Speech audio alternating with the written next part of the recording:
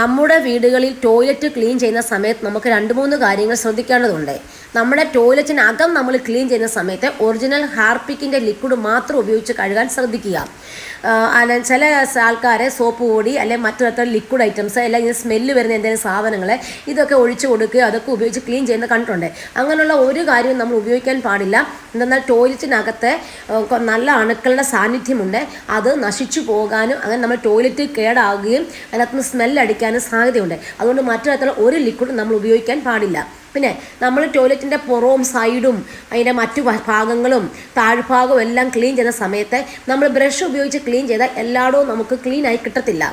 അതിന് പകരം നമ്മൾ ചിലപ്പോൾ നമ്മൾ സ്പോഞ്ചൊക്കെ ഉപയോഗിച്ചും ചെയ്യാറുണ്ട്. പക്ഷേ അതുകൊണ്ടൊന്നും എല്ലായിടവും നമുക്ക് പോകത്തില്ല. നമ്മൾ കുറച്ച് കോട്ടൺ തുണി എടുത്ത് ചെറിയ ചെറിയ പീസാക്കി മാറ്റുക. എന്നിട്ട് ഓരോ പീസും നമ്മൾ ഉപയോഗിച്ച് ആവശ്യത്തിന് ലിക്വിഡ് നമ്മൾ ഒഴിച്ചു കൊടുത്തിട്ട് നമ്മൾ അവിടെ എല്ലാം നന്നായിട്ട് നമുക്ക് തേച്ച് ക്ലീൻ ചെയ്ത് പോയി കഴിഞ്ഞാൽ ഓരോ മുക്കിനും മൂലയിലും അഴുക്കെല്ലാം നല്ല ക്ലീൻ ആകും.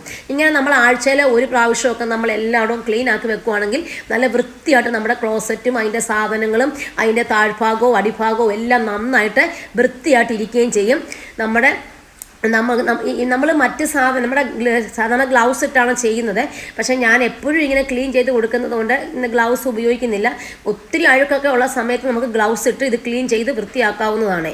ഇങ്ങനെ നിങ്ങളെല്ലാവരും നിങ്ങളുടെ വീടുകളിൽ എപ്പോഴും ഇങ്ങനെ ചെയ്ത് കഴിഞ്ഞാൽ നമ്മുടെ ക്ലോസറ്റും അതിൻ്റെ ഫ്ലഷ് ചെയ്യുന്നതും എല്ലായിടവും നല്ല നീറ്റ് ആൻഡ് ക്ലീൻ ആയിട്ട് വൃത്തിയായിട്ടിരിക്കുകയും